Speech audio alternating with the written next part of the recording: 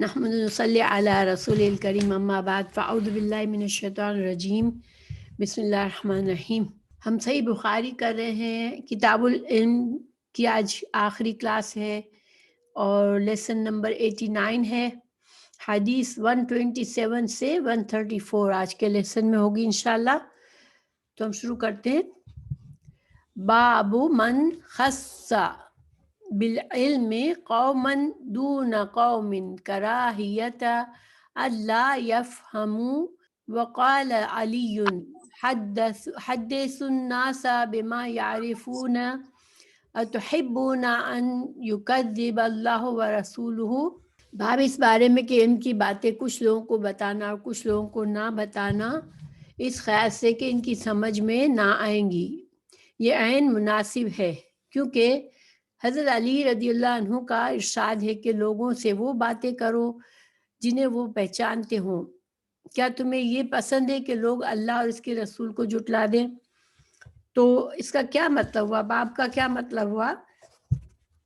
دیکھیں، ہم نے پیچھے امام بخاری پچھلے سبق میں ہم نے جو باب پڑھا اس میں امام بخاری نے جو باب بتایا تھا کہ انسان بعض اوقات کوئی مستحب عمل ہو لیکن اس کو نہ کرے، اس کو کرنے سے چھوڑ دے، کیونکہ اس سے فتنے کا ڈر ہو کہ لوگوں کو یہ بات سمجھ نہیں آئے گی اور وہ غلط بدگمانی میں پڑ جائیں گے، یا دین سے دوری ہو جائے گی ان کو، یا کوئی فتنہ ہو جائے گا، یا وہ اس عمل کو دیکھ کر دین سیکھنے والے سے بدگمان ہو جائیں گے۔ اس طرح کی کوئی بھی بات ہو جس کا نقصان ہونے کا چانس ہو اور وہ عمل مستحب ہو، فرض نہ ہو لیکن مستحب عمل ہو، پسندیدہ عمل ہو دین میں، شریعت میں، لیکن انسان صرف اس لیے چھوڑ دے کہ ابھی جن لوگوں کے درمیان وہ ہے انسان، جن لوگوں کا واسطہ ہے اس عمل سے، وہ لوگ شاید بدگمانی میں پڑ جائے لا علمی کی وجہ سے یا جہالت کی وجہ سے یا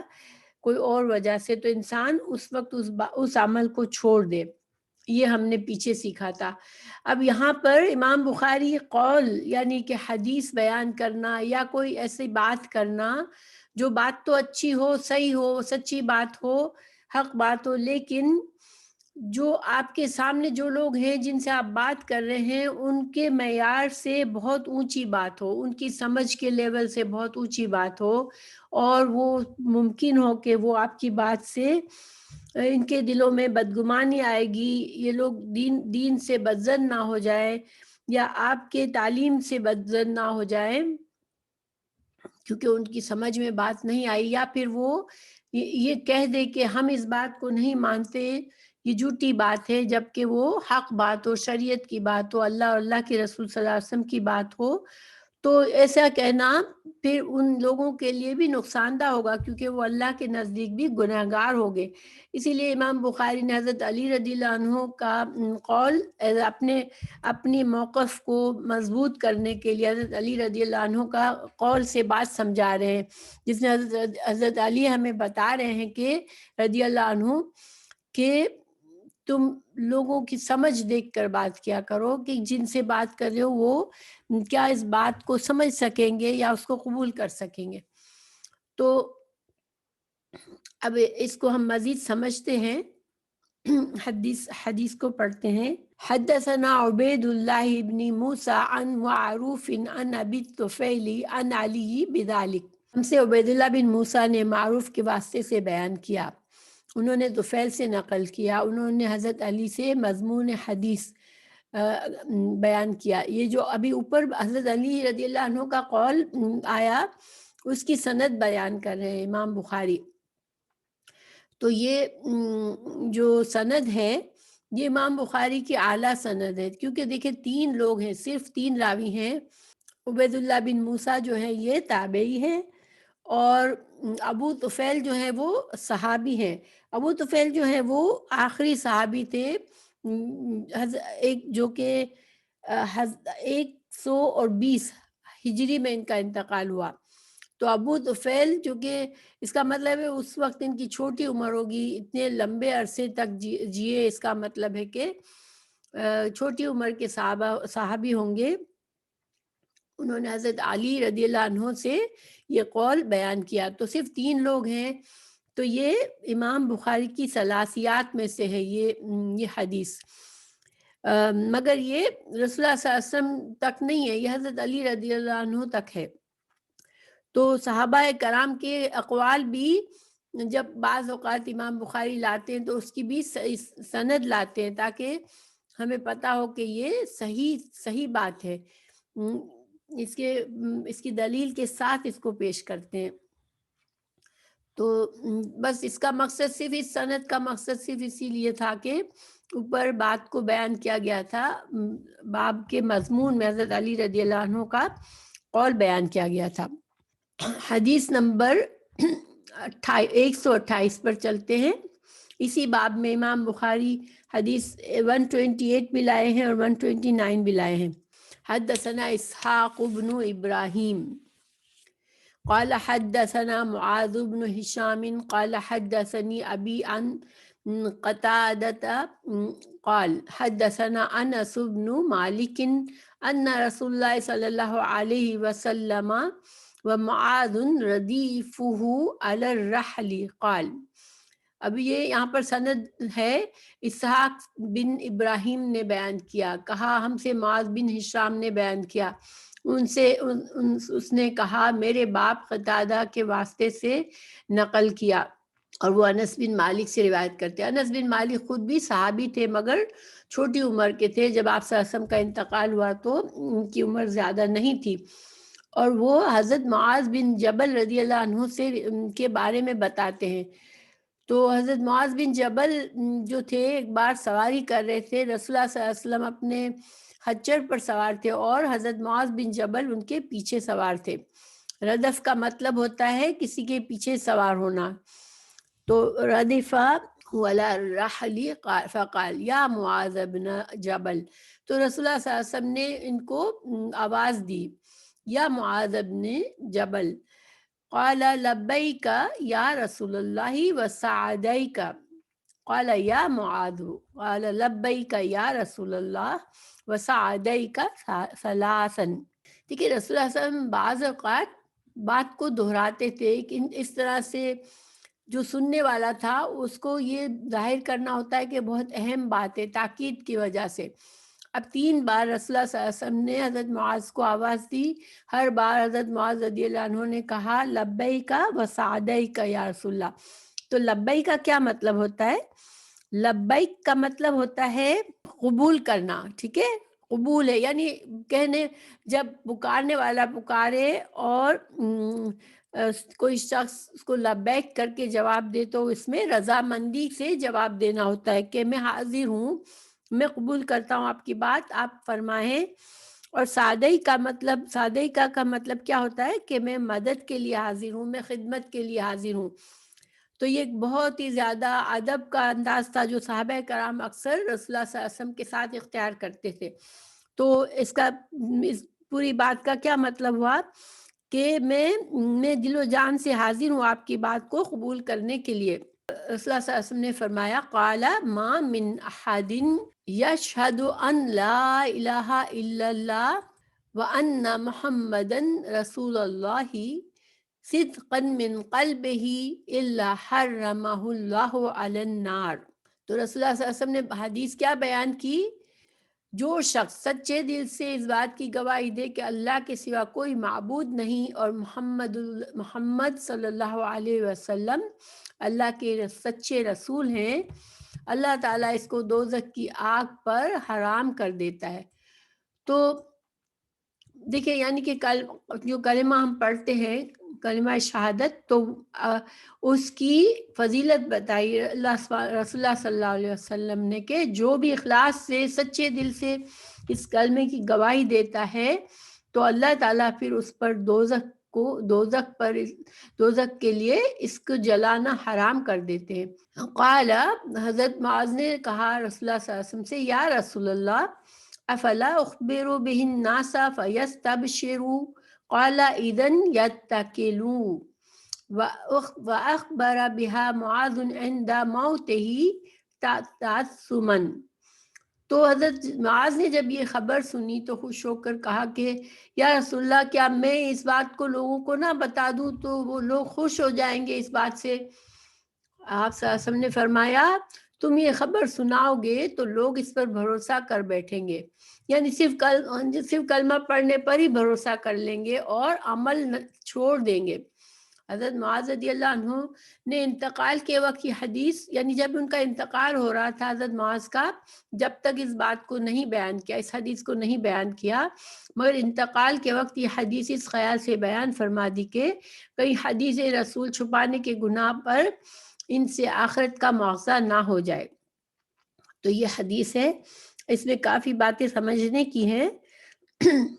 تو اللہ کے پیارے رسول صلی اللہ علیہ وسلم نے یہاں کیا خبر دیا ہمیں کہ کلمہ توحید کی کیا فضیلت ہے، کلمہ توحید کتنی بڑی بات ہے اگر سچے دل سے انسان کہتا ہے اس کو۔ دیکھیں اس حدیث کا مگر ظاہری مطلب اگر ہم انسان دیکھیں تو پھر انسان کو ایسے محسوس ہوتا ہے کہ صرف کلمہ پڑھ لینا کافی ہے، دل میں ایمان آ جائے اور کلمہ پڑھ لے انسان تو اتنا کافی ہے، کسی عمل کی ضرورت نہیں ہے اور انسان جہنم سے بچ جائے گا۔ لیکن اصل شریعت میں ہمیں پتہ چلتا ہے قرآن اور حدیث سے کہ یہ بات صرف کلمہ زبان سے کہہ دینا کافی نہیں ہے، یعنی کہ انسان کو اپنے ایمان کی تکمیل کرنی پڑتی ہے۔ جب انسان مسلمان ہوتا ہے یا مسلمان گھر میں پیدا ہوا ہے، وہ کلمہ پڑھتا ہے اور کلمہ پر پورا اس کو ایمان ہوتا ہے، اللہ پر ایمان ہوتا ہے، اللہ کے پیارے رسول صلی اللہ علیہ وسلم پر ایمان ہوتا ہے، تو اس کو پھر اپنے عمل اس لحاظ سے عمل کرنے ہوتے ہیں کہ اللہ راضی ہو جائے، اللہ تعالیٰ نے جو کچھ فرمایا، رسول اللہ صلی اللہ علیہ وسلم نے جو کچھ فرمایا میں اس پر عمل کروں اور جن باتوں سے روکا میں اس سے رک جاؤں، تو جب ہی اس کا ایمان مکمل ہوتا ہے۔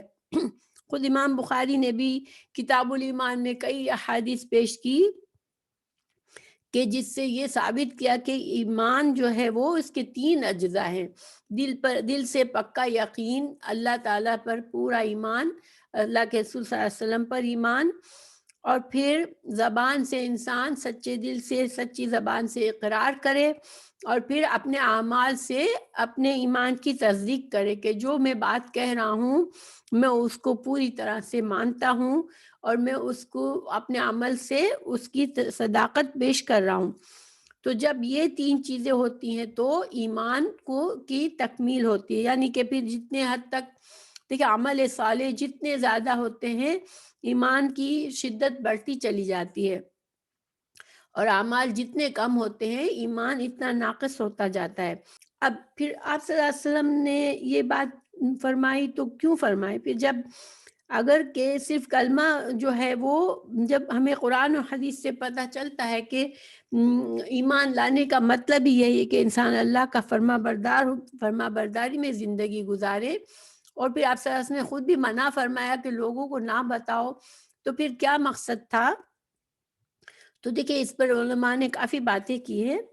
پہلی بات کہ جہنم میں جانا اور جہنم سے بچنا اس کا دار و مدار ایک چیز پر ہے، وہ کیا ہے کہ انسان کے پاس ایمان ہو، انسان نے اخلاص کے ساتھ کلمہ پڑھا ہو، تو یہ اس کا اتنا بڑا فائدہ ہے کہ انسان ہمیشہ کی جہنم سے بچ جاتا ہے۔ لیکن اگر انسان ایمان جب لاتا ہے تو اس کے اوپر وہ مکلف بن جاتا ہے۔ کلمہ شہادت ایک وعدہ ہے، ایک عہد ہے جو انسان کرتا ہے، تو پھر اس عہد کی پابندی کس طرح ہوتی ہے کہ اب وہ مکلف بن گیا، وہ اللہ تعالیٰ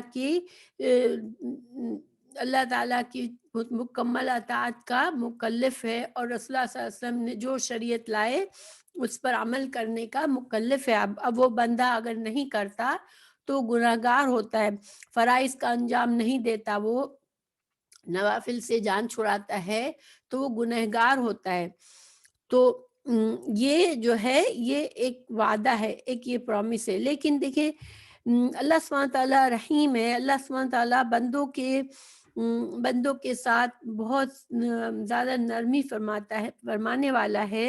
اللہ تعالیٰ جسے چاہے معاف کر سکتا ہے۔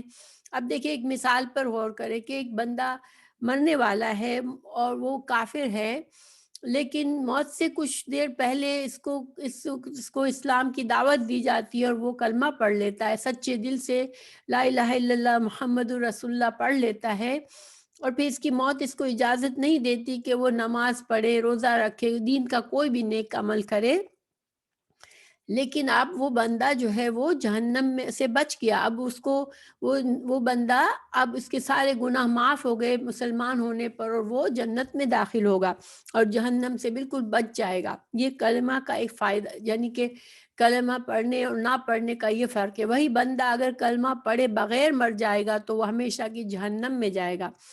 تو یہ فائدہ ہے اس کلمہ توحید کا۔ پھر دوسری بات یہ ہے کہ انسان نے کلمہ بھی پڑھا، اعمال بھی کرتا رہا، لیکن اعمال میں کوتاہی بھی کرتا رہا، تو جس شخص کے پاس اعمال کم ہوں گے یا نہیں ہوں گے مگر اس نے شرک نہیں کیا ہوگا۔ دیکھیے شرک جو ہے وہ کئی لیول پر ہوتا ہے۔ انسان اپنے نفس کی ہر بات کو مانتا ہے تب بھی شرک ہو جاتا ہے، کیونکہ پھر اس کے اپنے نفس کو الہ بنا لیا ہے۔ یہ ہمیں قرآن سے پتہ چلتا ہے کہ انسان اگر اللہ کی نافرمانی صرف اس لیے کرتا ہے کہ اس کا دل گناہوں کی طرف کھنچتا ہے، وہ اپنی دل کی باتیں مانتا ہے اور اس کا دل عبادت کی طرف نہیں لگتا، تو پھر وہ انسان جو ہے وہ اب گناہ کی حالت میں کلمہ تو پڑھا لیکن زندگی میں نہ بہت زیادہ اعمال نہیں کیے۔ اب یہ اللہ سبحانہ تعالیٰ کے جو ہے وہ مختار کل ہے، اللہ تعالیٰ جسے چاہے بخش دے۔ اب اس بندے کو اللہ چاہے تو بالکل بخش دے اور اپنی رحمت سے اس کو بخش کے اس کو جنت میں داخل کر دے، کیونکہ اس کے اندر کوئی بات ایسی تھی جو اللہ کو پسند آ گئی اور بندوں کو نہیں پتا۔ لیکن اس کا دوسرا زیادہ چانس ہمیں قرآن اور حدیث سے کیا پتہ چلتا ہے کہ انسان اگر گناہوں کی حالت میں مرتا ہے ایک مسلمان، اور اس کے ایسے گناہ ہیں کہ جو کبیرہ گناہ ہیں، جو معاف بغیر توبہ کے معاف ہونے والے نہیں تھے، تو اس کو پھر جہنم میں ڈالا جائے گا اور وہ اپنے جہنم میں اپنا وقت پورا کرے گا، اپنی سزا پوری کرے گا، تو پھر اس کے بعد اس کو جنت میں ڈالا جائے گا۔ ہاں اگر اس کے گناہوں کا وقت پورا کرنے سے پہلے رسول اللہ صلی اللہ علیہ وسلم کی شفاعت اس کو نصیب ہو جاتی ہے تو وہ اس شفاعت کی بنا پر جہنم سے نکال دیا جائے گا اور جنت میں ڈالا جائے گا۔ تو یہ جو ہے یہ اصل حقیقت ہے کلمہ کی۔ اب پھر آپ صلی اللہ علیہ وسلم نے جب بتایا تو ساتھ ہی ساتھ دیکھیں حکمت اس میں کیا ہے کہ حضرت معاذ کو وجہ بھی بتا دی کہ آپ، حضرت معاذ رضی اللہ عنہ کو منع فرمایا کہ آپ لوگوں سے نہ بتایا بھی، کیونکہ وہ پھر اسی کلمہ پر بھروسہ کر لیں گے، یعنی اعمال چھوڑ دیں گے۔ تو اس پوری بات بتانے سے ہی واضح ہو جاتا ہے کہ اعمال ضروری ہے۔ اگر آپ صلی اللہ علیہ وسلم صرف اتنا اکتفا کرتے کلمہ پر اور حضرت معاذ کو منع نہ فرماتے تو پھر ہم کو اس حدیث سے یہ غلط فہمی ہو سکتی تھی کہ اعمال کی ضرورت نہیں ہے، مگر اس حدیث میں ہی ہمیں یہ پتہ چلتا ہے کہ آپ صلی اللہ علیہ وسلم نے حضرت معاذ کو منع فرمایا کہ نہ بتائیں، کیونکہ عام لوگ جو ہے وہ اس پر تکیہ کر لیں گے اور اسی پر بھروسہ کر لیں گے اور اعمال سے بچیں گے۔ اب سوال یہ پیدا ہوتا ہے کہ حضرت معاذ کو منع فرمایا تھا تو پھر مرتے وقت کیوں بتائی حضرت معاذ رضی اللہ عنہ نے یہ بات؟ تو دیکھیں بہت سے دلائل ہمیں موجود ملتے ہیں کہ دین کا علم اگر کسی کے پاس ہے، کسی اور کے پاس نہیں ہے، اور وہ انسان اس علم کو چھپاتا ہے، کسی کو نہیں بتاتا، تو وہ بہت گنہگار ہوتا ہے، اس کے لیے بہت وعید ہے۔ تو حضرت معاذ کو موت کے وقت یہ خوف تھا کہ کہیں ایسا نہ ہو کہ میں اس حدیث کو اپنے سینے میں لے کر ہی دنیا سے چلا جاؤں اور پھر مجھ سے مواخذہ ہو جائے اس کے بارے میں۔ تو جب انہوں نے حدیث بیان کی تو انہوں نے ساتھ ہی ساتھ حضرت رسول اللہ صلی اللہ علیہ وسلم کی بات بتا دی کہ اس پر صرف تکیہ نہیں کرنا۔ اس کا مطلب ہے کہ جنہوں نے بھی حدیث سنی ان کو پورا میسج ملا کہ کلمہ جو ہے وہ انسان کو جہنم سے بچائے گا تو صحیح، لیکن اعمال صالح ضروری ہے، ورنہ ایک انسان گنہگار ہوگا اور وقتی طور پر جہنم میں جا سکتا ہے۔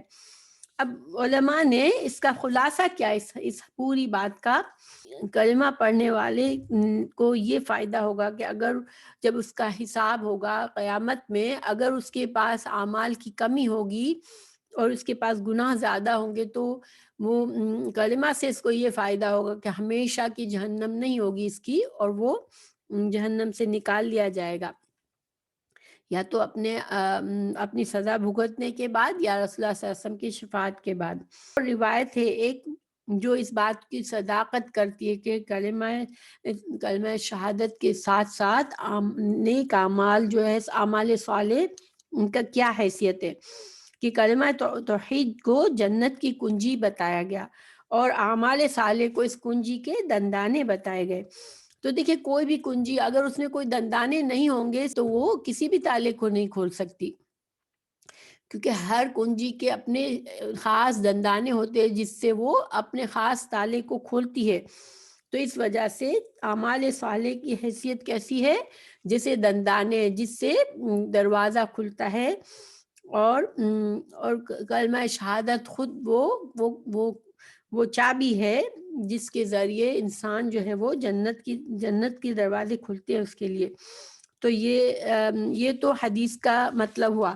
اب امام بخاری کس مقصد سے اس باب میں لائے ہیں؟ امام بخاری یہ واضح کرنا چاہ رہے ہیں کہ چونکہ دیکھیں اس حدیث کو رسول اللہ صلی اللہ علیہ وسلم نے حضرت معاذ کو تو بتا دیا، لیکن دوسروں کو ابھی مناسب نہ سمجھا کہ ابھی بتائی جائے، کہ وہ ناسمجھی میں عام لوگ جو ہے وہ کہیں اعمال سے بیگانہ نہ ہو جائے، اعمال کے بارے میں لاپرواہ نہ ہو جائے۔ تو امام بخاری نے یہ باب باندھا کہ علمی باتوں کی جو ہے وہ اس کو بتانے والے کا معیار دیکھ کر بتانا چاہیے کہ اس کے اوپر کیا اثر آئے گا، کیا اس کو وہ صحیح سمجھ سکے گا بات یا نہیں سمجھ سکے گا۔ اگر انسان ایک عالم ہے، اپنے شاگردوں کے ساتھ بیٹھا ہوا ہے، ان کو تعلیم دے رہا ہے، تو بے شک وہ علمی باتیں کرے، کیونکہ اس کو اپنے شاگردوں کا علمی معیار پتہ ہے، اور اس کو یہ بھی پتہ ہے کہ اس کے شاگرد اس سے سوال بھی پوچھ لیں گے اگر بات سمجھ نہ آئی تو۔ لیکن اگر ایک عام مجلس میں اسی عالم کو بلایا جاتا ہے بیان دینے کے لیے، تو اس کو سمپل باتیں کرنی چاہیے جیسے کہ عام لوگوں کو فائدہ ہو جن سے۔ اب اس میں اگر وہ بہت علمی باتیں شروع کر دے گا تو اس سے لوگوں کو نقصان ہو سکتا ہے، غلط فہمی ہو سکتی ہے۔ تو یہ امام بخاری نے اس کا مطلب اس باب کو اس نیت سے باندھا۔ تو خلاصہ یہی ہے کہ انسان جو ہے وہ اپنے ایمان کو خالص رکھے، کلمہ کی حفاظت کرے۔ اگر ہم کلمہ کو سمجھتے ہیں خود کو، تو اپنے اعمال سے انشاءاللہ اپنے ایمان کو مزید جو ہے وہ کامل کرتے رہیں۔ تو انشاءاللہ یہ حدیث پوری ہوئی۔ اچھا، اب اگلی حدیث پر چلتے ہیں، 129۔ یہ حدیث جو ہے یہ امام بخاری اسی سیم حدیث کی سند لائے ہیں، دوسری سند لائے ہیں، اس میں کوئی اور نیا مسئلہ نہیں ہے۔ میں اس کو پڑھتی ہوں۔ حدثنا مسدد قال حدثنا معتمر قال سمعت ابی قال سمعت انس قال ذکر لی ان النبی صلی اللہ علیہ وسلم قال لمعاذ من لقی اللہ لا یشرک بہ شیئا دخل الجنة قال الا ابشر الناس قال لا اخاف ان یتکلوا۔ تو اب یہاں پر تھوڑا سا صرف میں ترجمہ پڑھ دیتی ہوں۔ ہم سے مسدد نے بیان کیا، اس نے معتمر سے بیان کیا، انہوں نے اپنے باپ سے سنا، انہوں نے حضرت انس رضی اللہ عنہ سے سنا، کہتے ہیں کہ مجھ سے بیان کیا گیا۔ اب دیکھیں یہاں پر حضرت انس ڈائریکٹ حضرت معاذ کا واقعہ نہیں بتا رہے، بلکہ بتا رہے ہیں کہ حضرت انس کو کسی اور صحابی نے یہ بات بتائی تھی۔ اب یہاں پر دیکھیں عام طور پر جب اس طرح ہوتا ہے نا کہ کسی واسطے کا نام نہ لیا گیا ہو، کسی راوی کا نام نہ لیا گیا ہو، تو وہ حدیث ضعیف ہو جاتی ہے، ٹھیک ہے۔ مگر یہ حدیث ضعیف کیوں نہیں ہے کہ ایک صحابی بتا رہے ہیں کہ مجھے بیان کیا گیا، اور دوسرے صحابی کے ساتھ رسول اللہ صلی اللہ علیہ وسلم کا واقعہ بتایا جا رہا ہے، تو اس حدیث کے کانٹیکٹ سے پتہ چلتا ہے کہ کسی دوسرے صحابی سے پتہ چلا۔ اور چونکہ صحابہ کرام سب کے سب جو ہے قابل اعتماد ہیں، اور ہم تمام امت کا اس پر اجماع ہے کہ جب ایک صحابی جو ہے صحابی بیان کرتے جو بات، تو اس کو سچا مانا جاتا ہے۔ تو اس وجہ سے جو بھی راوی مس ہے بیچ میں، جس نے حضرت انس رضی اللہ عنہ کو جس صحابہ سے بات پتہ چلی، اگر ان کا نام نہیں بھی پتہ تو حدیث کے کانٹیکٹ سے پتہ چلتا ہے کہ کسی دوسرے صحابی سے حضرت انس نے سنا، کیونکہ حضرت انس جو تھے وہ چھوٹی عمر کے صحابی تھے، تو ان کو بعد میں کسی نے بتایا، تو اس وجہ سے یہ حدیث صحیح ہے. ٹھیک ہے، یہ فرق ہے. اگر کوئی عام راوی کہتا کہ مجھے یہ، جیسے سند کے کوئی اور راوی اپنا بیچ کے اپنے استاد کا نام نہ لیتا تو وہ حدیث قابل قبول نہیں ہوتی. ٹھیک ہے، یہ فرق ہے. اور یہاں پر رسول اللہ صلی اللہ علیہ وسلم سے یہ بھی ہے کہ کلمہ پڑھا اس حالت میں کہ کسی کو شرک نہ، کسی کو شریک نہ کیا اللہ کے ساتھ. پیچھے حدیث میں کیا تھا؟ سچے دل سے کلمہ پڑھا. تو شریک نہ کرنا، اس سے شرک کی نفی ہو جاتی ہے. جیسا کہ میں نے بتایا کہ شرک جو ہے انسان کئی صورتوں میں شرک ہو سکتا ہے، یہاں تک کہ انسان اگر اپنے نفس کی ہر بات کو مانتا ہے تو وہ بھی، اور اللہ کی، صرف اللہ کی نافرمانی کے کام اسی لیے صرف کرتا ہے کہ اس کا نفس اسے بہت پسند ہوتا ہے، نفس پسند انسان ہوتا ہے، تو اس نے اپنے نفس کو الہ بنایا ہے، چاہے وہ بت کے سامنے نہ جھکتا ہو. تو شرک سے مکمل طور پر انسان اپنے کلمہ کی حفاظت کرے، اپنے ایمان کی حفاظت کرے تو پھر وہ یقیناً جنت میں داخل ہوگا. اب اگر یہاں پر یہ بھی پتہ چلتا ہے کہ کب داخل ہوگا، فوراً یا گناہ، اپنے کبیرہ گناہوں کے ساتھ اگر مرا ہوگا تو پھر وہ اپنی سزا بھگتنے کے بعد بھی جا سکتا ہے یا شفاعت کے بعد جا سکتا ہے. تو معنی اور مفہوم یہی ہے انشاءاللہ. تو یہ حدیث 129 بھی ہماری پوری ہو گئی. اب باب الحیاء فی العلم، اب نیا باب شروع ہو رہا ہے کہ علم کے بارے میں، علم حاصل کرنے میں انسان کا شرمانہ کیسا ہے. وقال مجاہد لا يتعلم العلم مستحین ولا مستكبرین. وقالت عائشة نعم النساء نساء الانصار لم يمنعهن الحیاء ان يتفقهن في الدین. تو باب کا کیا مطلب ہے کہ علم میں علم میں شرم کرنا کیسا ہے. اور مجاہد نے کہا جو شخص شرم کرے وہ مغرور ہو، یا وہ مغرور ہو تو اس کو علم نہیں آنے کا. یعنی مجاہد جو تھے وہ تابعی تھے، انہوں نے کیا کہا کہ دو لوگ علم نہیں حاصل کر سکتے. ایک تو اس کے اندر اتنی حیا ہو کہ وہ علم کے بارے میں کوئی سوال کرنے یا جواب دینے، علمی محفل میں جواب دینے کو شرم محسوس کرتا ہو، سوال کرنے سے شرم محسوس کرتا ہو تو علم حاصل نہیں کر سکتا. دوسرا، ایک انسان اس کے اندر اتنا تکبر ہے. دیکھیں متکبر انسان کسی سے بھی سوال کرتے ہوئے پسند نہیں کرتا کہ کہیں میں، اس سے تو میری شان کم ہو جائے گی، میں تو سب سے بہتر ہوں تو میں کیوں کسی سے سوال کروں. تو یہ دونوں چیزیں انسان کو علم حاصل کرنے کے لیے رکاوٹ بن جاتی ہے. حضرت عائشہ رضی اللہ عنہ کی حدیث لائے ہیں کہ ساری عورتوں کی حضرت عائشہ رضی اللہ عنہ نے تعریف فرمائی کہ وہ رسول اللہ صلی اللہ علیہ وسلم سے یا کسی بھی عالم سے، وہ جیسے وہاں تو ظاہر صحابیات تھی، رسول اللہ صلی اللہ علیہ وسلم سے سوال کیا کرتی تھی، تو انصاری صحابیات جو تھیں وہ زیادہ اس معاملے میں ہمت سے کام لیتی تھی کہ کوئی سوال عورتوں کے خاص مسائل کے بارے میں بھی ہوتا تھا تو وہ رسول اللہ صلی اللہ علیہ وسلم سے پوچھنے سے شرم نہیں کرتی تھی.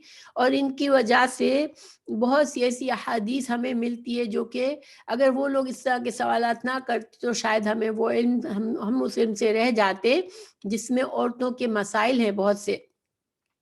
تو حضرت عائشہ کی یہ جو حدیث ہے وہ صحیح مسلم میں صحیح سند سے ہے. ٹھیک ہے، یہاں پر امام بخاری جو ہے وہ اس کو صرف ایک معلق کے طور پر لائے ہیں.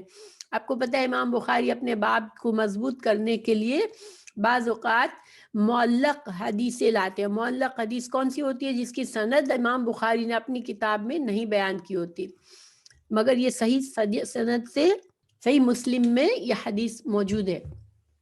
اچھا، اب حدیث پڑھتے ہیں.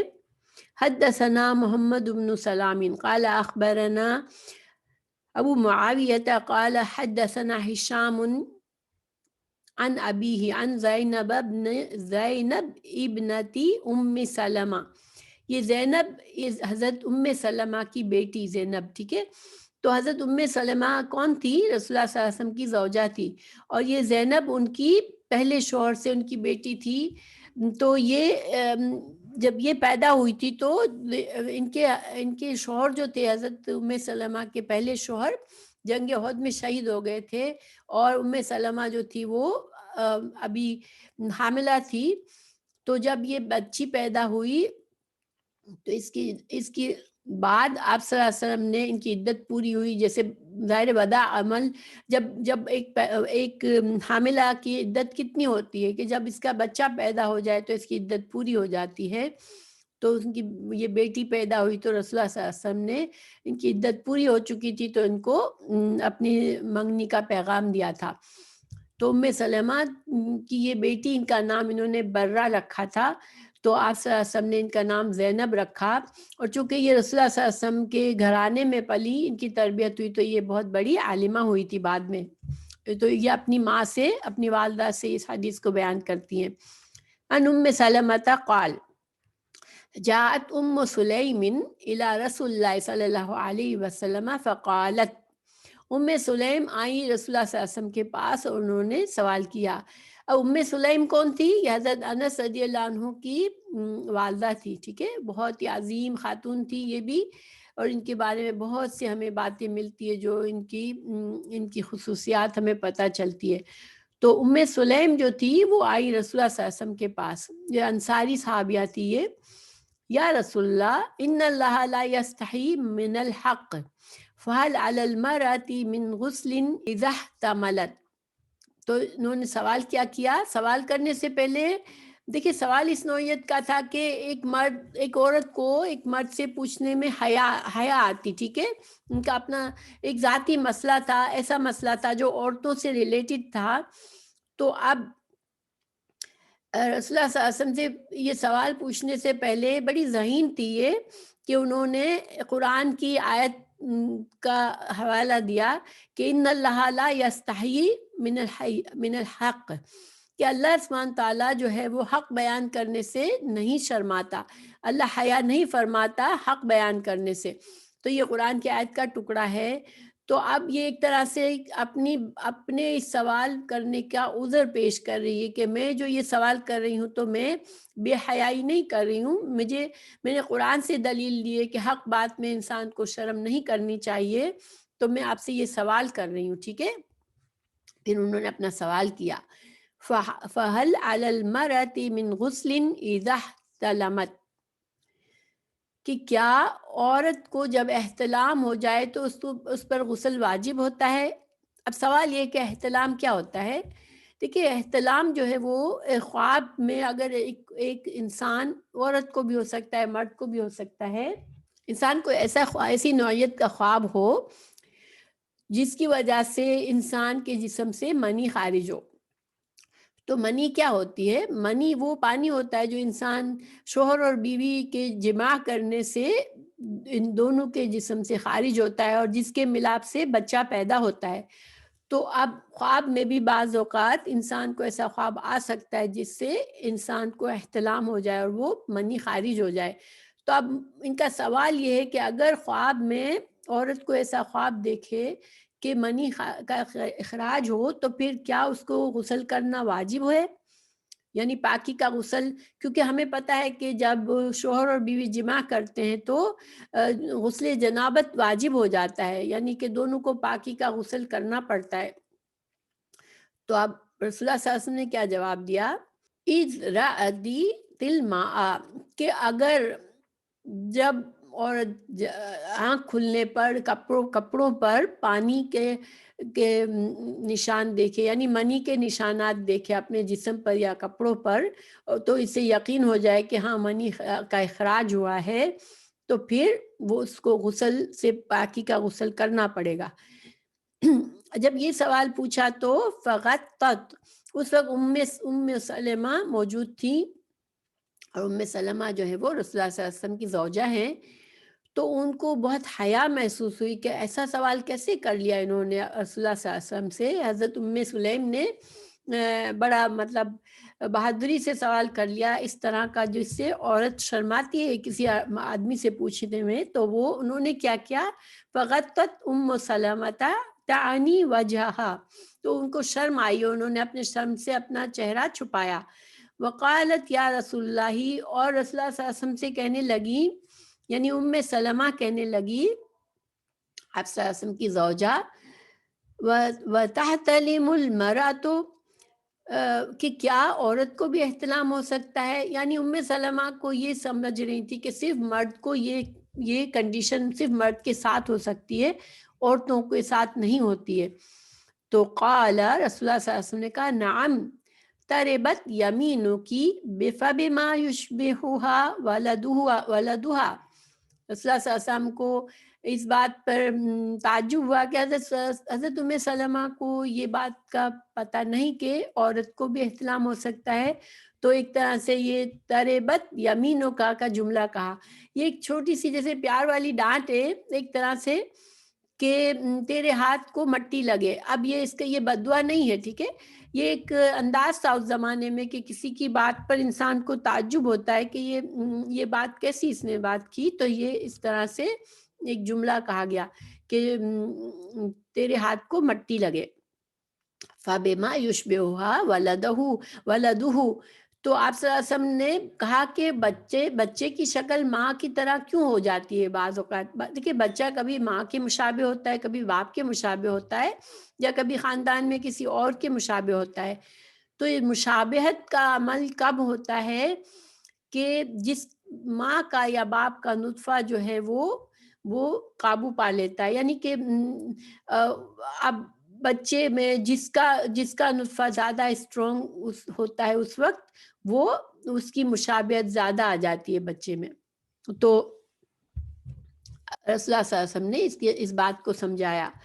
اب اس حدیث میں کیا مسائل ثابت ہوتے ہیں؟ پہلی بات کہ امام بخاری یہاں پر اس حدیث کو اس لیے لائے کہ جب شریعت کا علم حاصل کرنا ہو، کوئی فتویٰ پوچھنا ہو جو ہمارا عمل ہمارے لیے ضروری ہے اس کو جاننا، تو پھر انسان اس میں شرم نہ کرے. ٹھیک ہے، انسان اس کو پوچھ لے بجائے اس سے کہ شرم کی وجہ سے پوچھے نہ اور پھر صحیح عمل نہ کرے، کیونکہ جب انسان صحیح عمل نہیں کرے گا تو گنہگار ہوگا. کیونکہ یہ عذر قابل قبول نہیں ہے اللہ کے نزدیک کہ وہ انسان کہے مجھے شرم تھی اس لیے میں نے سوال نہیں پوچھا، اس وجہ سے میں نے صحیح عمل نہیں کیا. تو امام بخاری یہ بتا رہے ہیں کہ یہ جو ایسی شرم جو ہے وہ مذموم شرم ہے، اس کو یہ پسندیدہ نہیں ہے جو انسان کو گناہ میں مبتلا کر دے لا علمی کی وجہ سے. تو اب یہاں پر کچھ اور باتیں ہمیں پتہ چلتی ہے. ہمیں حضرت ام سلیم کی سمجھداری کا اندازہ ہوتا ہے کہ انہوں نے خود ان کو جھجک تھی، وہ بھی یعنی ایک تو ہوتا ہے انسان بالکل بے شرم ہوتا ہے، لیکن ان کے اندر بہت شرم و حیا تھی، مگر انہوں نے اپنی ایک عذر پیش کیا کہ جب اللہ تعالیٰ ہی نے فرمایا کہ اللہ حق بات سے نہیں شرماتا تو پھر ہم بندوں کو بھی حق بات کہتے ہوئے شرم نہیں کرنی چاہیے، اس لیے میں ہمت سے یہ سوال کر رہی ہوں. ٹھیک ہے، اور یہ ان کی بڑی اچھی خوبی تھی ماشاءاللہ، انہوں نے ایسا سوال کیا کہ یہ ایک ضروری انفارمیشن ہے، ضروری معلومات ہے جو مسلمان عورتوں کو ہونی چاہیے. دوسری بات یہ ہمیں پتہ چلتی ہے اس حدیث سے، جو فقہی بات پتہ چلتی ہے کہ احتلام جو ہے وہ یعنی کہ خواب میں منی کا اخراج کسی ایسے خواب دیکھنے سے یہ مرد کو بھی ہو سکتا ہے، عورت کو بھی ہو سکتا ہے. دوسری ہمیں یہ پتہ چلا کہ اور اس پانی کو منی کہتے ہیں جس کے ذریعے بچہ وجود میں آتا ہے. تو اب دوسرا ہمیں یہ پتہ چلا کہ جو بچے کی شباہت ہوتی ہے وہ ماں یا باپ کے نطفے میں جس کا اس وقت مضبوط زیادہ اسٹرانگ ہوتا ہے اس سے شباہت ہوتی ہے اس کی.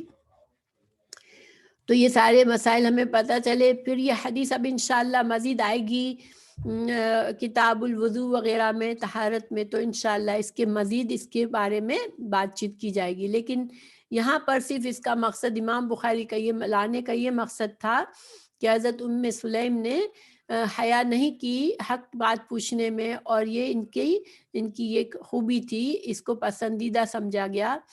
اور انصاری خواتین جو تھیں ان کے ایسی ہمت کرنے کی وجہ سے مسلمان امت کی عورتوں کو بہت سے مسائل پتہ چلے، تو یہ ان کی یہ خوبی تھی۔ اب آگے حدیث پر چلتے ہیں۔ حدثنا اسماعیل قال حدثنی مالک عن عبد اللہ بن دینار عن عبد اللہ بن عمر ان رسول اللہ صلی اللہ علیہ وسلم قال ان من الشجر شجرة لا يسقط ورقها وهي مثل المسلم، کہ رسول اللہ صلی اللہ علیہ وسلم نے فرمایا، حدثنا اسماعیل بن ابی اویس نے بیان کیا، کہا مجھ سے امام مالک نے، انہوں نے عبداللہ بن دینار سے، انہوں نے عبداللہ بن عمر رضی اللہ عنہ سے، حضرت صلی اللہ علیہ وسلم سے نے فرمایا، یعنی حضرت عبداللہ بن عمر بتاتے ہیں کہ رسول اللہ صلی اللہ علیہ وسلم نے فرمایا کہ درختوں میں ایک ایسا درخت ہے جس کے پتے نہیں جڑتے، اور مثال اس مسلمان کی وہی مثال ہے، یعنی مسلمان جو ہے وہ اس درخت سے مشابہ ہے۔ مجھ سے کہو کہ وہ کون سا درخت ہے۔ رسول اللہ صلی اللہ علیہ وسلم تعلیم دے رہے تھے صحابہ کرام کو، اور یہ تعلیم کا انداز تھا کہ سوال کیا، تاکہ بعض اوقات ایک استاد ایسا سوال کرتا ہے جس سے شاگرد کے دماغ کو سوچنے کا موقع ملتا ہے، اور یہ بہت بہترین طریقہ ہوتا ہے دین سکھانے کا۔ یہاں حضرت عبداللہ بن عمر بتا رہے ہیں کہ یہ سوال کیا آپ صلی اللہ علیہ وسلم نے، اور ہم سب سے کہا کہ آپ لوگ بتاؤ کہ یہ کون سا درخت ہے۔ فوقع الناس فی شجر البادیۃ ووقع فی نفسی انہا النخلۃ، قال عبد اللہ فاستحییت فقالوا یا رسول اللہ اخبرنا بها، فقال رسول اللہ صلی اللہ علیہ وسلم هي النخلۃ، قال عبد اللہ فحدثت ابی بما وقع فی نفسی فقال لأن تكون قلتها فأحب إلي من أن يكون لي كذا وكذا۔ تو حضرت عبداللہ بن عمر بتا رہے ہیں کہ جب آپ صلی اللہ علیہ وسلم نے یہ سوال کیا تو لوگ یہ سن کر جو تھے وہ مختلف جنگل کے مختلف درختوں کے طرف سوچنے لگے کہ کیا کون سا درخت ہو سکتا ہے، اور میرے دل میں آیا کہ یہ کھجور کا درخت ہے۔ عبداللہ بن عمر نے کہا کہ لیکن مجھ کو شرم آئی کہ میں نہ کہہ سکا، کیونکہ حضرت عبداللہ بن عمر چھوٹے صحابی تھے نسبتاً، حضرت ایک مجلس میں حضرت عمر فاروق، حضرت ابوبکر صدیق اور بڑے بڑے صحابہ موجود تھے، تو یہ ابھی بچے تھے، تو ان کو شرم آئی کہ میں اتنے بڑے بڑے صحابہ کرام کے سامنے میں کیسے جواب دوں، تو وہ خاموش رہے۔ لیکن آخر لوگوں نے عرض کیا یا رسول اللہ آپ ہی بتا دیں کہ وہ کون سا درخت ہے۔ حضرت صلی اللہ علیہ وسلم نے فرمایا وہ کھجور کا درخت ہے۔ عبداللہ نے کہا پھر میں نے اپنے باپ حضرت عمر سے بیان کیا جو میرے دل میں آیا۔ انہوں نے کہا اگر تو اس وقت یہ کہہ دیتا تو مجھے اتنا مال ملنے سے بھی زیادہ خوشی ہوتی۔ اب جب عبداللہ بن عمر نے بعد میں یہ واقعہ جو ہے، جب صحابہ کرام نے کہا یا رسول اللہ آپ ہی بتا دے، تو رسول اللہ صلی اللہ علیہ وسلم نے بتایا کہ وہ کھجور کا درخت ہے، تو حضرت عبداللہ بن عمر نے اپنے والد کو ذکر کیا کہ میرے دل میں یہ جواب آیا تھا اور میں شرم کی وجہ سے نہ بتا سکا۔ تو حضرت عمر کو بہت افسوس ہوا کہ تم نے حیا کیوں کی اس معاملے میں۔ انہوں نے اپنے بیٹے کو ایک طرح سے ان کو انکریج کرنے کے لیے، ان کی ہمت بڑھانے کے لیے آئندہ کے لیے کہا کہ تو اگر اس وقت جواب دیتا تو مجھے اتنی زیادہ خوشی ملتی جو اتنے زیادہ مال ملنے سے بھی انسان کو نہیں ہوتی۔ تو یہ حدیث ہم پڑھ چکے ہیں کتاب الایمان میں، بڑی اس کی تفصیل بھی ہو چکی ہے کہ کیوں مسلمان جو ہے وہ درخت کے مشابہ ہوتا ہے، کھجور کے درخت کے مشابہ ہوتا ہے۔ اس لیے میں اس کو دوبارہ ابھی نہیں کروں گی، ہم اس کو حدیث نمبر 31 میں کیا تھا، تو اگر کسی کو وہ سبق سننا ہے تو انشاءاللہ سن لیں۔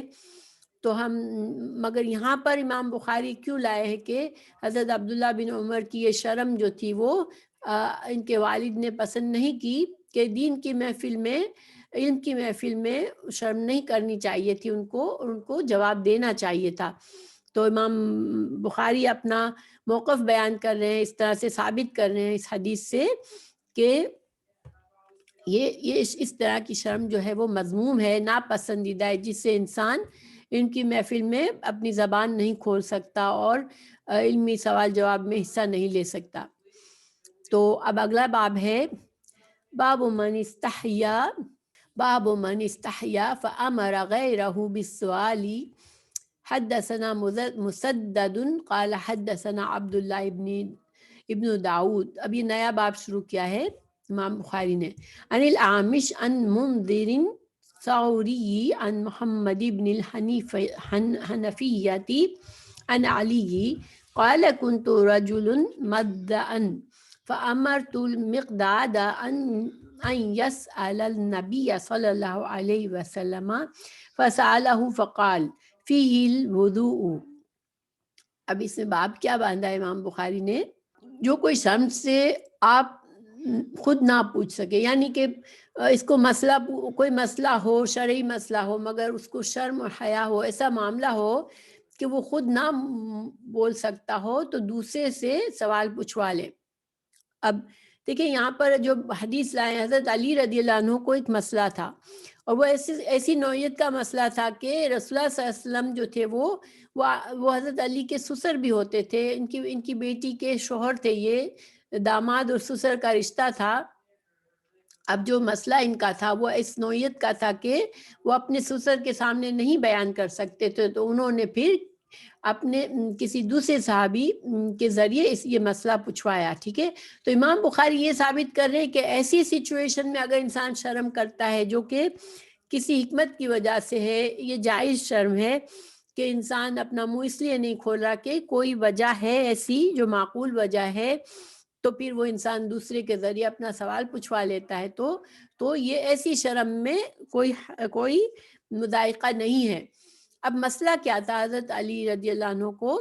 تو ہم ترجمہ پڑھتے ہیں، سند بھی پڑھ لیتی ہوں. ہم سے مسدد نے بیان کیا، ہم سے عبداللہ بن داؤد نے بیان کیا، انہوں نے عامش سے، انہوں نے منظر سوری سے، انہوں نے محمد بن حنیفہ سے، انہوں نے حضرت علی رضی اللہ عنہ سے. انہوں نے کہا میری مزی بہت نکلا کرتی تھی، میں نے مقداد سے کہا تم حضرت صلی اللہ علیہ وسلم سے اس کا مسئلہ پوچھو.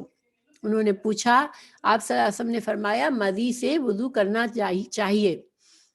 اب مزی کیا ہوتی ہے؟ حضرت علی رضی اللہ عنہ کو یہ مرض تھا ایک طرح سے. یہ دیکھیں جب عام لیول سے زیادہ کوئی چیز ہوتی ہے، کسی چیز کا اخراج ہوتا ہے تو وہ اس کو مرض سمجھا جاتا ہے. تو اب حضرت علی رضی اللہ عنہ کو مزی کا اخراج ہوتا تھا. مزی کیا ہے؟ پیچھے ہم نے دیکھا منی جو ہے وہ پانی ہوتا ہے جس سے جماع کے وقت نکلتا ہے عورت اور مرد کے جسم سے، اور اس سے بچے کی بناوٹ ہوتی ہے ان کے ملنے سے، اس پانی سے. مزی بھی ایک رطوبت ہوتی ہے جو جسم سے خارج ہوتی ہے، مگر اس میں جو ہے وہ نطفہ نہیں ہوتا، یعنی کہ اس میں وہ خصوصیت نہیں ہوتی جس سے بچہ پیدا ہو. لیکن یہ ہر انسان کے اندر ہوتی ہے، اور یہ منی سے پہلے عام طور پر اس کا اخراج ہوتا ہے. لیکن بعض لوگوں کو یہ جو ہے وہ ایک مرض کے طور پر اکثر اس کا اخراج ہوتا ہے. اب چونکہ دیکھیں وضو جو ہے، وضو کو توڑنے والی، جب انسان باتھ روم جاتا ہے بول و براز کے لیے تو وضو ٹوٹ جاتا ہے، اس کو نیا وضو کرنا پڑتا ہے. تو یہاں پر اب یہ مسئلہ ہے کہ کوئی اخراج ہو رہا ہے جسم سے، کوئی پانی نکل رہا ہے، تو اب کیا وضو ٹوٹ گیا تو یہ کیا اس پر غسل واجب ہوگا؟ اب یہ ایک سوال تھا. ظاہر ہے کہ کیا حضرت علی کو یہ فکر تھی کہ کیا مجھے غسل کرنا چاہیے ہر دفعہ یا وضو کرنا چاہیے؟ تو رسول اللہ صلی اللہ علیہ وسلم نے فرمایا کہ اس مسئلے میں جس کو یہ مسئلہ ہو، جس کو یہ بیماری ہو، وہ وضو کر لیا کرے. تو مثال کے طور پر اگر انسان نے نماز پڑھی ہے، وضو کر کے نماز پڑھی اور پھر دوسری نماز کا انتظار کر رہا ہے، وضو باتھ روم یا کہیں نہیں گیا، کوئی اور وضو توڑنے والا سبب بھی نہیں ہوا، لیکن ایک انسان کو مزی کی شکایت ہے، تو اس کی مزی کا اخراج اگر ہوتا ہے اس دوران، تو اب وہ اسی وضو سے دوسرا نماز نہیں پڑھے گا، بلکہ دوسرا وضو کرنا پڑے گا اسے اپنے آپ کو صاف کر کے. تو یہ اس حدیث سے مسئلہ ہے. لیکن امام بخاری یہاں پر صرف اس بات کو واضح کرنے کے لائے ہیں کہ جب سوال ایسی نوعیت کا ہے یا کوئی ایسی حالت ہے، ایسی سچویشن ہے جس کی وجہ سے انسان کا سوال کرنا شرم و حیا کا سبب ہو، تو پھر انسان کسی اور سے مسئلہ پوچھوائے تو یہ جائز ہے، اس میں کوئی حرج نہیں ہے. اب اگلی حدیث پر چلتے ہیں. باب ذکر العلم والفتیا فی المسجد. مسجد میں علم کی باتیں کرنا اور فتویٰ دینا. تو امام بخاری یہ باب میں پوچھ رہے ہیں، یہ بات واضح کر رہے ہیں کہ مسجد میں علمی باتیں ہو رہی ہیں، حلقہ ہو رہا ہے، فتویٰ پوچھا جا رہا ہے، تو یہ باتیں مسجد میں کیا جائز ہے؟ کیونکہ دیکھیں مسجد میں شور و غل کرنا مناسب نہیں ہوتا. انسان بیٹھ کے ادھر ادھر کی گپ شپ کر رہا ہے، دو چار لوگ بیٹھ گئے ہیں، تو یہ مسجد میں پسندیدہ نہیں ہے. اور علمی جو محفل ہوتی ہے اس میں بھی آوازیں بھی بلند ہوتی ہیں، اور لوگ باتیں یعنی کہ لوگوں کو ایک دوسرے سے سوال جواب کرنا، بات کرنا، عالم کوئی بیان دے رہا ہوتا ہے، تو یہ ساری چیزیں میں آواز بلند ہوتی ہے. تو کیا مسجد میں جو کہ ایک عبادت کی جگہ ہے، تو کیا وہاں پر یہ کرنا جائز ہے؟ یہ امام بخاری یہ باب باندھے ہیں، اور امام بخاری یہی ثابت کر رہے ہیں کہ یہ چیز جائز ہے، کیونکہ یہ عبادت ہے. دین کا علم حاصل کرنا بھی ایک عبادت ہے. تو مسجد حالانکہ عبادت کی جگہ ہے، تو یہ بھی عبادت ہے کہ انسان اس میں بیٹھ کے علم حاصل کر رہا، تو یہ بھی عبادت کا حصہ ہے. اس لیے اگر اس میں کچھ شور ہوتا ہے، کچھ آوازیں ہوتی ہیں، تب بھی یہ جائز ہے. ٹھیک ہے. اب حدثنا قتيبة قال حدثنا ليث بن سعد قال حدثنا نافع مولى عبد الله بن عمر بن الخطاب عن عبد الله بن عمر أن رجلا قام في المسجد فقال یا رسول اللہ من أين تأمرنا أن نهل. قتادہ بن سعید نے بیان کیا، ہم سے لیث بن سعد نے کہا، ہم سے نافع نے جو غلام تھے عبداللہ بن عمر کے، انہوں نے عبداللہ بن عمر سے ایک شخص سے بیان کیا کہ ایک شخص مسجد نبوی میں کھڑا ہوا، کہنے لگا یا رسول اللہ آپ کیا حکم دیتے ہیں، ہم حج کا احرام کہاں سے باندھے؟ ٹھیک ہے. تو آپ صلی اللہ علیہ وسلم نے فرمایا، فقال رسول اللہ صلی اللہ علیہ وسلم یحل اہل المدینۃ من ذی الحلیفۃ ویحل اہل الشام من الجحفۃ ويحل أهل نجد من قرن. وقال ابن عمر ويزعمون أن رسول الله صلى الله عليه وسلم قال ويحل أهل اليمن من يلملم. وكان عبد ابن عمر يقول لم أفقه هذه من رسول الله صلى الله عليه وسلم. تو باقی کے ترجمہ ہے، رسول اللہ صلی اللہ علیہ وسلم نے فرمایا کہ مدینہ والے ذوالحلیفہ کے مقام سے احرام باندھیں. دیکھیے آپ کو پتہ ہے کہ جب ہم حج اور عمرے کے لیے جاتے تو میقات پر ہمیں نیت کرنی پڑتی ہے احرام باندھ کر.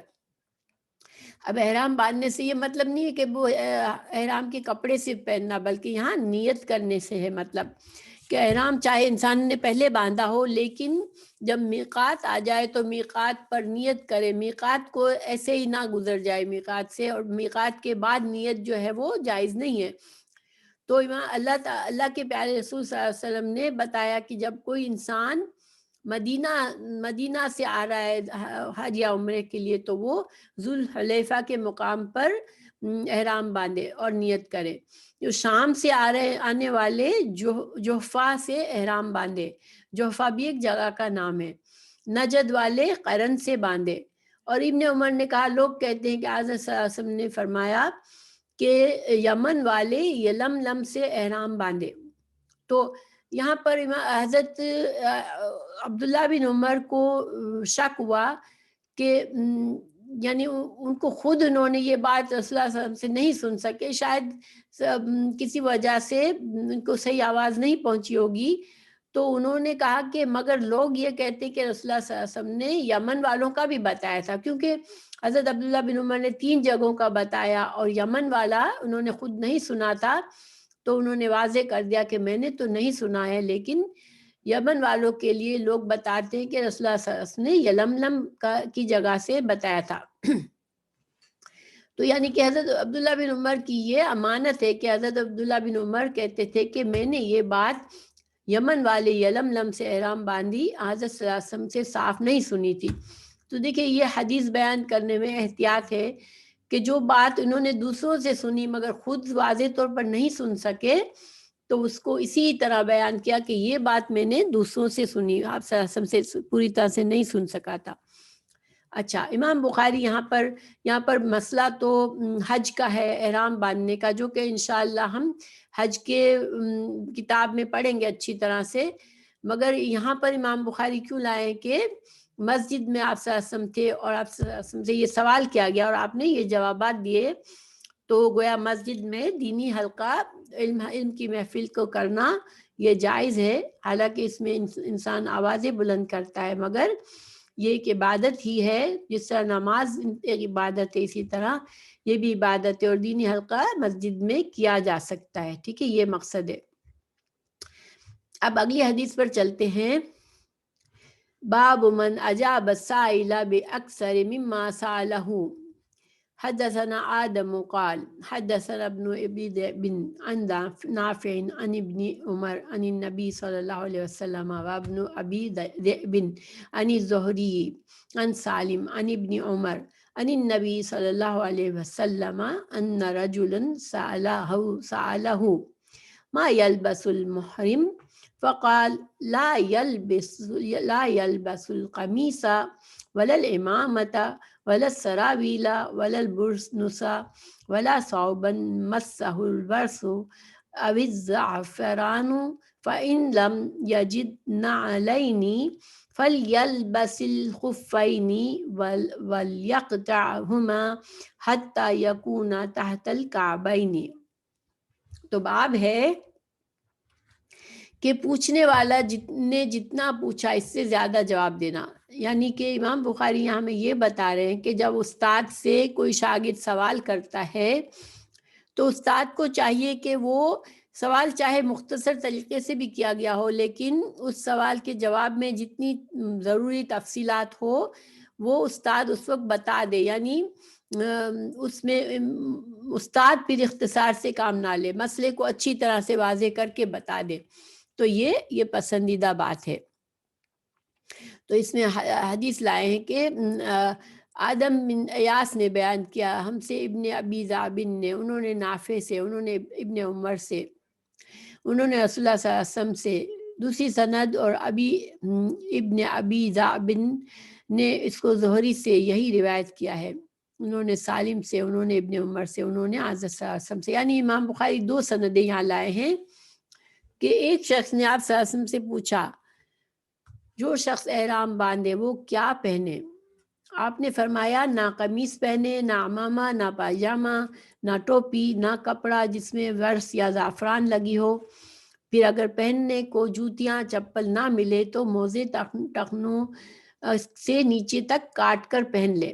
اب دیکھیں یہاں پر سوال تو یہ کیا گیا تھا کہ کیا پہنے. ٹھیک ہے، اب رسول اللہ صلی اللہ علیہ وسلم اگر صرف بتا دیتے کہ یہ پہنو تو اس میں تنگی ہو جاتی، سننے والوں کے لیے، امت کے لیے تنگی ہو جاتی کہ بس یہ پہنو، دیٹس اٹ. اگر آپ صلی اللہ علیہ وسلم چپل کو کوئی ڈسکرائب کر دیتے کہ ایسے چپل صرف پہنو، یا احرام کے بارے میں بتا دیتے کہ بس یہ ایسا پہنو، تو اس میں تھوڑی سی وسعت نہیں رہتی امت کے لیے. آپ صلی اللہ علیہ وسلم نے بجائے یہ بتانے کہ کیا پہنو، یہ بتا دیا کہ احرام میں کیا کیا چیزیں جائز نہیں ہیں. تو اس کا مطلب ہے جو آپ صلی اللہ علیہ وسلم نے چیزیں بتا دی اس کے علاوہ چیزیں جائز ہیں احرام کی حالت میں. تو اس میں زیادہ وسعت ہے، اس جواب میں امت کے لیے زیادہ وسعت تھی. تو آپ صلی اللہ علیہ وسلم نے جتنا پوچھا گیا اس سے زیادہ بتایا. اور امام بخاری کا مسئلہ ثابت ہوا کہ علم جو ہے، علم سکھانے والے کو یہ خیال رکھنا چاہیے کہ سوال اگر کوئی پوچھا جائے تو اس کا تفصیلی جو باتیں اس سوال سے بتانا ضروری ہو سب بتا دے. اچھا، اب جو دوسرا مسئلہ ہے کہ احرام کا، تو انشاءاللہ تفصیل تو اس کی ہم کتاب الحج میں کریں گے، لیکن یہاں مختصراً بتا دیتی ہوں کہ کیا دیکھیں یہ جو یہاں الفاظ ہیں، قمیص نہ پہنے. ٹھیک ہے، قمیص یعنی سلا ہوا کپڑا نہ پہنے. امامہ سر پہ امامہ جو پگڑی باندھتے ہیں، امامہ باندھتے وہ نہ باندھے. اچھا، سراویل جو ہے وہ ایجار شلوار جو ہوتی ہے وہ نہ پہنے، یعنی پجامہ جو ہوتا ہے مرد کا وہ نہ پہنے. یہ ساری چیزیں مردوں کی ہے عورت کے لیے یہ مطلب عورت جو ہے سلا ہوا کپڑا پہن سکتی ہے احرام میں، ٹھیک ہے، یہ مرد کی سختیاں ہیں. اور ولا برنس جو کیا ہے ٹوپی ہوتی ہے، کچھ نے کہا لمبی چیز ٹوپی ہوتی ہے خاص قسم کی، کچھ نے کہا جنرل سر پر اوڑھنے کی کوئی چیز بھی مرد نہ اوڑھے، مرد سر کو کھلا رکھے.